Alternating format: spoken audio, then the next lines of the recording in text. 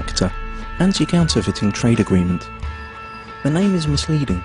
The original idea of ACTA is to internationally protect intellectual property. It's supposed to help prevent product and trademark counterfeiting, like fake copies of expensive goods, misusing trademarks, like using a well-known car brand on tampons, for example making General Motors tampons.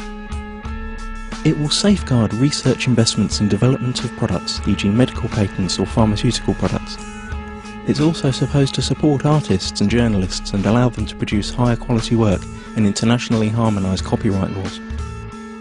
Sounds great, doesn't it? But there's a twist.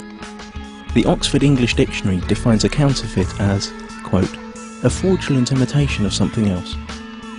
But when a file is copied on the internet, it is exactly the same as the original, not an imitation, and it is not stolen since the original is not removed.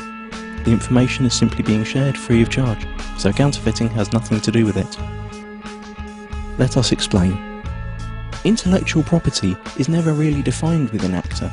It could mean trademarks, or it could mean any idea or information which later could be copyrighted, restricted and criminalised.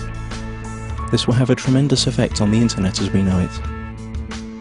The actual ACTA text covers a huge range of topics and is very complex and hard to grasp, so we will explain what happens on the internet in a hypothetical real-world analogy. Imagine paying for a cookery course. During this course you learn how to cook some really tasty fried chicken. Then you return home and teach the recipe to your wife. But here's the catch.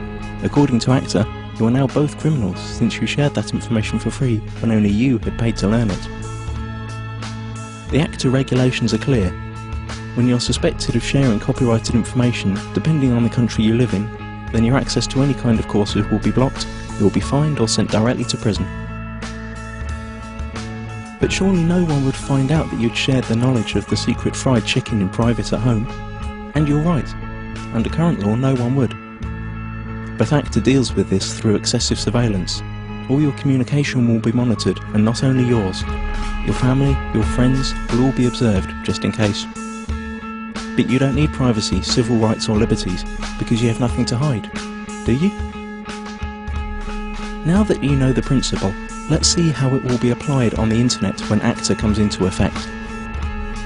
You can imagine your internet connection like a conveyor belt running in two directions. Along the conveyor belt, packets of data are coming in and going out of your computer.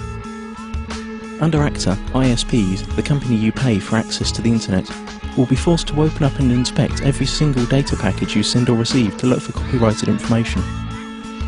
Send or receive copyrighted info several times and you could be disconnected from the internet or face criminal charges.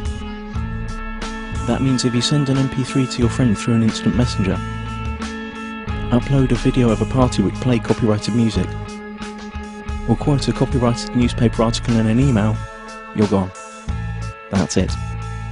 As if that wasn't enough, the information about the news article you sent via email will be sent to the publisher, and based on their claims you could be fined or sent to prison. ISPs will also be required to constantly check that no copyrighted material or links to copyrighted material are found anywhere on their servers. This will be fatal for sites that hold any kind of user-generated content, like music, pictures or video. How could YouTube or Twitter work under a law like that? So the internet as we know it is on the brink of destruction. But at least you'd think that the money from all these lawsuits would benefit creative people. But musicians, writers, movie makers, journalists, software developers and researchers also lose, because they are now held by the same rules. Protected ideas now can't be reused, refined or developed any further. Even parts of sentences could be protected and made restricted by copyright. The whole agreement only benefits a small part of the industry, the so-called content mafia.